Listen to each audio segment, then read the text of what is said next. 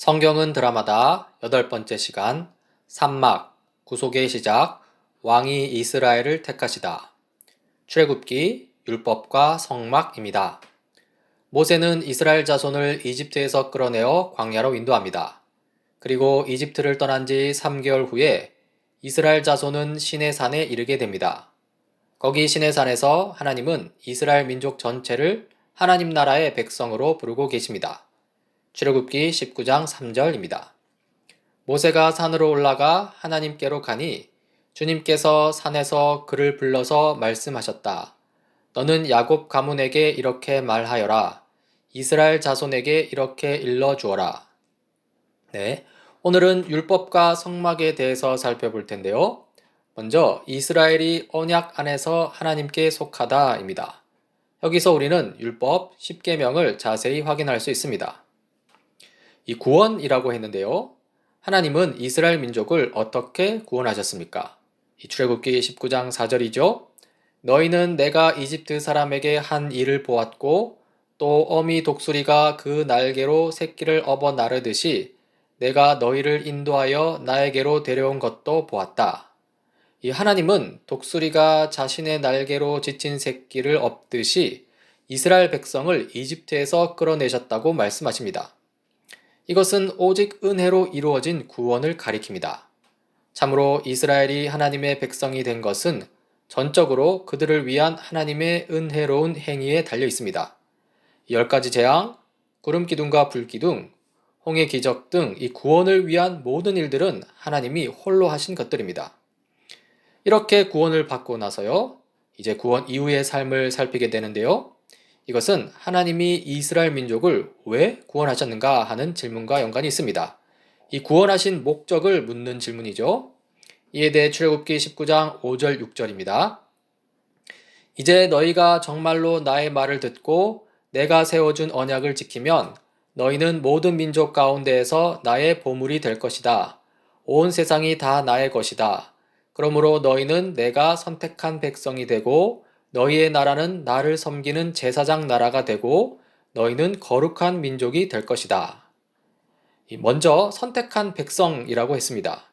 하나님은 특별한 목적을 위해 이스라엘 백성을 선택하셨습니다. 그 목적은 다름 아닌 모든 민족과 모든 나라를 섬기기 위해서입니다. 아브라함에게 하셨던 말씀, 모든 민족이 복을 얻기 위해 이스라엘을 부르셨다는 것이죠. 그 목적을 이루기 위한 방식은 이스라엘을 제사장 나라요, 거룩한 민족으로 세우는 것에 있습니다. 이 거룩한 민족이 될 것이라고 이 성경은 말하죠. 이 하나님은 이스라엘 민족을 다른 민족들과 구별되도록, 즉 거룩한 존재가 되도록 부르셨습니다. 이에 이스라엘이 응답해야 하는데요. 실로 이스라엘은 하나님의 거룩한 성품에 합당하게 선을 행하며 살 때에만 이 다른 민족과 구별될 것이고요. 이것이 바로 거룩한 삶인 것이죠. 또한 성경은 제사장 나라가 된다고 말합니다. 이 이스라엘 내에서 이 제사장들의 역할은 하나님과 백성 사이를 중재하는 것입니다. 그렇다면 제사장 나라로서 이 이스라엘은 하나님과 모든 민족 사이의 중재자로 부름을 받은 것입니다. 이렇게 이스라엘은 거룩한 민족, 제사장 나라, 즉 하나님 나라 백성으로 부르심을 받았는데요. 이 하나님 나라 백성에 대한 이 묘사를 좀 이 책에서 발췌해서 읽어보면 다음과 같습니다. 이스라엘은 여호와 하나님과 언약 관계에 있으면서 그들이 어떻게 변하는지를 세상에 보이는 진열품이 될 것이다. 이스라엘 백성이 율법을 통해 하나님께 순종할 때 그들은 하나님의 통치 아래 사는 삶이 어떤 것인지를 모든 민족에게 보이게 될 것이다. 하나님 아래에서 살아가는 이스라엘의 삶은 하나님의 백성 안에 있는 하나님의 임재를 세상에 보여주는 것이다. 이스라엘의 율법 준수를 통해 다른 모든 민족들은 자신들을 향한 하나님의 계획을 엿볼 수 있을 것이다. 가정생활, 법, 정치, 경제, 여가 활동을 포함한 이스라엘의 삶 전체에서 율법을 기준으로 살아가는 이스라엘 백성을 통해 모든 민족은 하나님의 성품과 인류를 향한 하나님의 원래 창조 목적을 볼 것이다. 이렇게 하나님께 선택된 이스라엘 백성은 이 거룩한 민족, 제사장 나라, 즉 하나님 나라 백성으로서 이 구원의 목적을 이루어 가게 되는데요. 이 모든 민족은 율법을 온전히 준수하는 이스라엘 백성을 통해 이 온전하고 풍요로운 삶을 바라보며 거기에 매료될 것이고요. 그렇게 함으로써 이스라엘은 모든 민족으로 하여금 하나님에게 돌아오게 하는 이 구원의 목적을 이루게 되는 것이죠. 이렇듯 이스라엘 백성은 구원을 얻었고요. 그리고 순종을 통해 구원 이후의 삶을 살아가면서 구원의 목적을 이루어 가는데요. 이때 주의할 사항이 있습니다. 이 구원과 순종을 뒤집지 말아야 합니다. 이 출애굽 사건은 이스라엘을 구원하신 사건이지요. 즉 구원이 먼저입니다. 하나님이 출애굽 사건을 통해 이스라엘 백성을 구원하신 것은요. 이스라엘 향한 하나님의 은혜로운 사랑 때문이지 이스라엘 백성이 구원을 받을 만하거나 또 하나님께 순종했기 때문이 아닙니다. 순종보다 구원이 먼저라는 것이죠. 이렇게 구원받은 다음에 이 시내산 언약 가운데 율법을 받게 되는데요. 여기에 구원 이후의 삶이 있습니다. 이스라엘 백성은 출애굽 구원 이후 하나님 나라 백성으로서의 삶, 즉 왕같은 제사장이요 거룩한 백성이 되어야 하는 운명을 가지는데요. 이것은 시내산 언약에서 율법에 의해 규정된 바 이스라엘 백성이 하나님의 통치 아래 적극적인 순종의 삶을 살기로 결단하고 실제로 그렇게 순종할 때에만 이루어지는 것입니다. 순종해서 구원에 이르게 된 것이 아니라요. 은혜로 구원을 얻었기 때문에 그 은혜에 감사해서 율법에 순종하는 삶을 사는 것이고요. 그렇게 하나님 나라 백성의 삶을 살면서 이 구원의 목적을 이루어가는 것이죠. 이제 구원 이후의 삶을 보여주는 이 율법에 대해서 살펴볼 텐데요. 이 율법은 십계명과 세부 조항으로 이루어져 있습니다. 이 십계명은 하나님과 언약 관계에 있는 이스라엘 백성이 하나님 나라 백성답게 살 수 있도록 큰 기준을 제시하는 일반 조항인데요. 1계명부터 4계명까지는 하나님과의 관계, 하나님 사랑을 다루고 5계명부터 10계명까지는 이웃과의 관계, 이웃 사랑을 다룹니다. 그리고 그 뒤에 세부 조항들이 있는데요. 이 10계명에 뒤이은 여러 지침들은요. 하나님 나라 백성답게 살기 위해 이스라엘 백성의 삶의 모든 측면을 다루고 있고요. 이 10계명을 세세하게 적용한 것들입니다. 이 제단에 관한 법, 종에 관한 법, 폭행, 소유물, 배상, 도덕, 공평, 안식일, 안식년, 또 3가지 절기에 관한 법 등의 내용이 있습니다. 네, 이제 10계명을 좀 자세히 살펴보겠습니다. 이 10계명은 세상을 향한 하나님의 뜻과 계획의 핵심 원리를 보여주고요. 또 이스라엘 백성이 하나님의 성품을 반영하는 하나님 나라 백성다운 삶을 살아가도록 만들어가는 이 도구입니다. 여기서 10계명과 그리고 이스라엘의 사명, 이스라엘의 소명 이 사이의 관계를 살펴볼 수 있는데요. 이스라엘 백성은 하나님께 온전히 순종할 때, 즉 율법에 따라 살 때 진정으로 왕같은 제사장과 거룩한 백성의 사명을 이루어가는 것이고요. 또 하나님의 율법이 이스라엘 백성의 삶 전체를 세워갈 때에만 이스라엘 백성은 그들의 부르심 곧 소명을 성취하고 그리고 모든 민족에게 보게 됩니다. 이러한 10계명은 앞서 살폈듯이 먼저 하나님과의 관계를 다루는데요. 1계명부터 4계명까지죠. 이 첫째 계명은 너는 나 외에는 다른 신들을 내게 두지 말라입니다. 이스라엘의 공식 예배에는 하나님 외에 다른 어떤 신들도 포함되어서는 안 되고요. 뿐만 아니라 적극적으로는 여호와 하나님만을 섬겨야 합니다. 이 둘째 계명은 이 새긴 우상을 만들지 말고 어떤 형상도 만들지 말라입니다. 이 다른 어떤 신의 형상도 만들지 말아야 하고요. 심지어 여호와 하나님의 형상도 만들어서는 안 됩니다. 이와 관련하여 어떤 신학자는 다음과 같이 말합니다. 성경의 배경이 되는 고대 근동에서는 유일하게 이스라엘만이 자신들의 신의 구체적인 형상을 갖고 있지 않았다. 이러한 이스라엘 종교의 특성은 이스라엘 주변 이방 민족들을 놀라게 했고 그들로 하여금 이스라엘의 하나님이 어떤 분이신지에 대한 근본적인 질문들을 불러일으켰다. 이 둘째 계명을 통해 이스라엘 백성은 이스라엘의 신이 다른 평범한 신들과 같지 않고 바로 유일하신 하늘과 땅의 여호와이심을 알아야 했다. 그리고 셋째 계명은 너는 내 하나님 여호와의 이름을 망령되게 부르지 말라입니다. 이 자기 욕심을 채우기 위한 마술적 능력을 하나님으로부터 이끌어내기 위해서 하나님의 이름을 사용해서는 안 된다는 것입니다. 즉, 여호와는 경배받아야 마땅하고요. 사람들이 자기 자신들의 목적을 위해 그 하나님의 이름을 조작해서는 안 된다는 것이죠. 그리고 넷째 계명은 안식일을 기억하여 거룩하게 지키라입니다. 6일 동안 아주 귀하고 꼭 필요한 일을 힘써 행해야 하지만요. 그러나 그 일 자체가 목적이 되지 않도록 해야 합니다. 이 하나님만이 유일한 삶의 목적이라는 것이죠. 그리고 10계명의 두 번째 돌판, 이 이웃과의 관계를 5계명부터 10계명까지 다루는데요. 그 내용을 읽어보면 다음과 같습니다. 이 5계명, 내 부모를 공경하라. 6계명, 살인하지 말라. 7계명, 간음하지 말라. 8계명, 도둑질하지 말라. 9계명, 내 이웃에 대하여 거짓 증거하지 말라. 10계명, 내 이웃의 집을 탐내지 말라. 이 이웃사랑을 다루는 이 10계명 두 번째 돌판에 따르면요.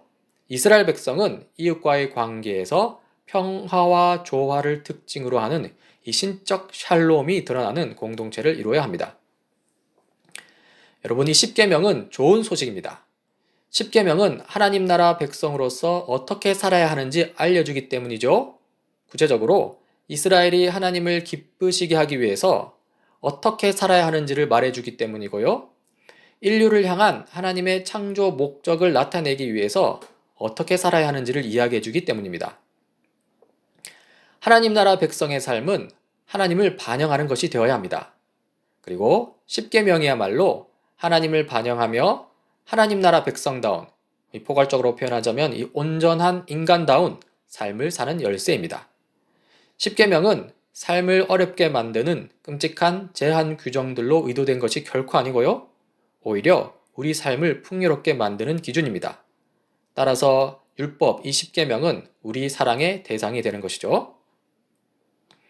다음으로 이 10계명 다음의 세부 조항들은 출애굽기 20장부터 23장에서 다루는데요. 이 세부 조항들은 예배, 종, 유괴, 성적 범죄, 경제활동, 종교적인 절기, 동물 돌보기 등의 다양한 주제를 다룹니다. 이 10계명을 적용하는 이 세부 조항인데요. 이 세부 조항을 통해서요. 이스라엘 삶의 모든 영역이 하나님 나라 백성을 향한 여호와 하나님의 통치 범위 안으로 들어오게 되는 것이죠. 그리고 이렇게 율법이 선포된 다음에 언약이 체결되는데요. 이게 출애굽기 24장의 내용입니다. 이 하나님께서 베푸시는 언약이 있고요. 이스라엘 백성이 이 율법이 포함된 언약을 지키겠다고 약속하는 의미에서 이 제사 의식을 행하는데요. 그렇게 함으로써 최종적으로 언약이 체결됩니다. 이 관련 성경 구절을 읽어보겠습니다. 모세는 수송아지들을 잡아 주님께 번제를 올리게 하고 화목제물을 드리게 하였다. 모세는 그 피의 절반은 그릇에 담아놓고 나머지 절반은 제단에 뿌렸다. 그리고 그가 언약의 책을 들고 백성에게 낭독하니 그들은 주님께서 명하신 모든 말씀을 받들어 지키겠다고 말하였다. 모세는 피를 가져다가 백성에게 뿌리며 말하였다. 보십시오. 이것은 주님께서 이 모든 말씀을 따라 당신들에게 세우신 언약의 피입니다. 이렇게 제사 의식을 통한 언약 체결 이후 이스라엘 지도자들은 하나님과 함께 교제하는데요. 이 출애굽기 24장 9절로 11절입니다. 모세는 이스라엘의 장로 70명과 함께 올라갔다. 거기에서 그들이 이스라엘의 하나님을 보니 주님께서는 이스라엘의 지도자들을 손으로 치지 않으셨으므로 그들이 하나님을 뵈며 먹고 마셨다. 네, 지금까지 내용을 간략히 정리해 봅시다. 이 구원과 구원 이후의 삶이 있습니다. 먼저 출애굽 사건에서 이 하나님이 베푸신 구원을 볼 수 있습니다. 하나님께서 큰 기적들을 통해 이스라엘을 구원하셨습니다. 그리고 출애굽 이후 시내산 언약에서 이 하나님 나라 백성답게 살기 위한 지침으로서 율법을 주시는 하나님을 볼 수 있습니다. 이스라엘 지도자들은 이생제사를 통해 이 언약을 체결하고 하나님과의 교제를 누립니다. 그리고 다음으로 하나님이 자기 백성과 거하기 위해 오시다인데요. 이것은 성막을 가리킵니다. 앞서 모세와 이스라엘의 장로 70명이 하나님을 뵈며 먹고 마신 것은 사실 일시적인 사건입니다. 하지만 하나님은 그분의 임재가 이스라엘의 삶에서 한 부분이 되도록 하시는데요. 그것이 바로 성막을 통해 구현되는 것이죠. 이 성막은 하나님이 언약 백성 가운데에서 하나님이 머무시는 처소입니다. 이동식 성소인데요. 출애굽기 29장 45절 46절입니다. 내가 이스라엘 자손 가운데 머물면서 그들의 하나님이 되겠다. 그리고 그들은 바로 내가 그들 가운데 머물려고 그들을 이집트 땅에서 이끌어낸 그들의 주 하나님임을 알게 될 것이다. 나는 그들의 주 하나님이다. 이 출애굽기 25장부터 40장 끝까지의 내용이 이 성막을 다루는데요. 먼저 성막 설계도를 다루고요. 25장부터 31장까지 7장입니다. 다음으로 금송아지 우상 숭배와 언약 갱신이 나옵니다. 그리고 마지막으로 성막 건립이 있습니다. 이 출애굽기 전체 내용 중에 이 성막 설계와 이 건립이 상당히 많은 분량을 차지하는데요. 왜냐하면 하나님을 예배하는 것이 이스라엘의 전부이기 때문입니다. 이 출애굽기는 이집트 종살이에서부터 시작해서 마지막 이 성막에서의 예배에 이르기까지 이스라엘 민족이 지난 과정을 그리고 있습니다. 또 이 이스라엘은 이집트에서 파라오를 위해 궁을 짓는 일에 강제로 동원됐지만 이제는 그들 가운데 있는 하나님의 집을 짓기 위해 기꺼이 자신의 재물과 재능을 바치는 것을 볼 수 있는데요. 이런 면에서 이 성막은 이 궁극적인 목적이라고 할 수 있습니다. 이 좀 성막에 대해서 좀 자세히 살펴보자면요. 먼저 성막 설계도를 하나님께서 알려주시죠. 이 하나님은 모세에게 이 지성소와 성소로 이루어진 성막을 짓는 데 필요한 이 물품들을 모으라고 지시하시고요. 또 성막을 짓는 법에 대한 이 세부적인 지침을 주십니다. 여기에 장장 7장을 할애합니다. 그런데요. 이스라엘 백성이 그 사이에 금송아지 우상 숭배를 저지르고 마는데요. 이스라엘 백성은 모세가 시내산에서 40일 동안 하나님과 이야기하는 동안 모세가 내려오기를 기다리고 있었습니다. 이때 하나님은 모세에게 하나님이 거할 처소, 이 성막을 건축하는 것에 대해 지침들을 주고 계셨는데요. 그럼에도 불구하고 이스라엘 백성은 참지 못하고 자신들을 위해 금송아지를 만든 것이죠. 이렇게 금송아지 우상 숭배를 했는데 이것의 의미는요. 너는 나 외에는 다른 신들을 내게 두지 말라는 첫째 계명을 어긴 것이고요. 그리고 새긴 우상을 만들지 말고 어떤 형상도 만들지 말라는 둘째 계명도 어긴 것입니다. 이렇게 금송아지 우상 숭배를 한 결과는요. 이스라엘 백성이 자신들과 더 가까이 두고자 했던 바로 그 신, 이 하나님의 임재를 상실했다는 것이죠. 오히려 큰 심판의 재앙을 받게 생겼습니다. 그리고 이때 모세의 중재가 있고 하나님의 자비와 용서, 즉 은혜가 있는데요. 이 하나님의 명성과 약속에 근거하여 이 모세가 하나님께 간청하고 나서야 이스라엘 백성은 이 심판과 재앙을 피할 수 있었습니다. 관련 성경 구절을 좀 읽어보겠습니다. 모세는 주 하나님께 애원하였다. 주님, 어찌하여 주님께서 큰 권능과 강한 손으로 이집트 땅에서 이끌어내 두신 주님의 백성에게 이와 같이 노하십니까? 어찌하여 이집트 사람이 그들의 주가 자기 백성에게 재앙을 내리려고 그들을 이끌어내어 산에서 죽게 하고 땅 위에서 완전히 없애버렸구나 하고 말하게 하려 하십니까? 제발 진노를 거두시고 뜻을 돌이키시어 주님의 백성에게서 이 재앙을 거두어 주십시오.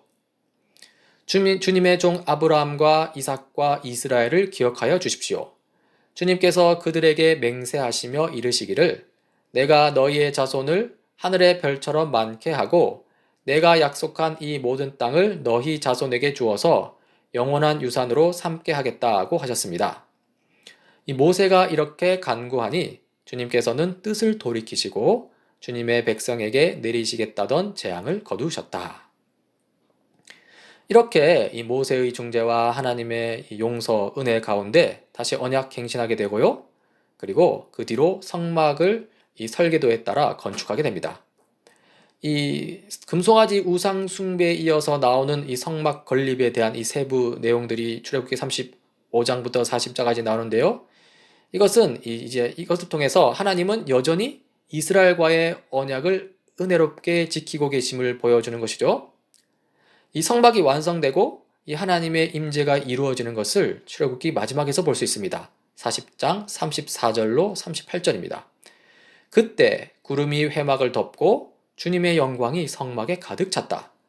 모세는 회막에 구름이 머물고 주님의 영광이 성막에 가득 찼으므로 거기에 들어갈 수 없었다. 이스라엘 자손은 구름이 성막에서 거치면 진을 거두어 가지고 떠났다. 그러나 구름이 거치지 않으면 거칠 때까지 떠나지 않았다. 그들이 길을 가는 동안에 낮에는 주님의 구름이 성막 위에 있고 밤에는 구름 가운데 불이 있어서 이스라엘 온 자손의 눈 앞을 밝혀 주었다. 이제 가끔씩 이스라엘에 나타나시던 하나님이 이스라엘 가운데 항상 임재하시게 되었습니다. 성막은 그들이 어디로 가든지 그들과 함께 움직이고요. 하나님은 자기 백성과 함께 여행하십니다. 앞서서 이 성막이 궁극적인 목적이라고 했는데요. 왜냐하면 성막은 하나님이 원래 의도하셨던 대로 하나님이 전체 창조 세계 안에 그분의 임재를 온전히 회복하신다는 것을 상징하기 때문입니다. 어떤 신학자는 다음과 같이 말합니다. 광야의 혼돈 가운데 있는 이 작은 장소에서 새 창조가 시작되고 있다. 성소를 중심으로 진을 친 이스라엘 백성은 하나님이 창조 세계를 원래 의도했던 대로 돌리시려는 그 일을 시작하고 있다. 제사장 나라로서 이스라엘 백성은 하나님의 임재와 영광을 온 세계에 전달해야 하는 역할이 주어져 있다. 이제 정리하고자 합니다. 이 하나님이 하신 일이 있습니다. 율법을 통해 하나님 나라 백성답게 살 수 있게 하시고 성막을 통해 이스라엘과 함께 하시는 것이죠. 이 출애굽기 이야기가 끝나갈 무렵 이 하나님의 백성이 형성되는 일에 상당한 진보가 있었습니다. 그들은 하나님과 공식적인 언약 관계를 세웠고요. 그들에게는 율법과 성막이 있었습니다. 그들의 삶은 윤리적인 면에서도 예배적인 면에서도 틀이 잡혔습니다. 이제 그들에게 필요한 것은 약속의 땅입니다. 그런데요, 여전히 문제가 있습니다. 바로 죄의 문제이죠. 하나님이 이 백성 가운데 거하시는 일은 쉽거나 간단하지 않습니다. 여전히 죄를 짓는 이스라엘 백성이 어떻게 그들 가운데 계신 이 위대하고 거룩하신 하나님과 함께 할 수 있을까요? 다시 말해서 이 죄의 문제를 어떻게 해결할 수 있을까요? 네, 다음 시간에 살펴보도록 하겠습니다.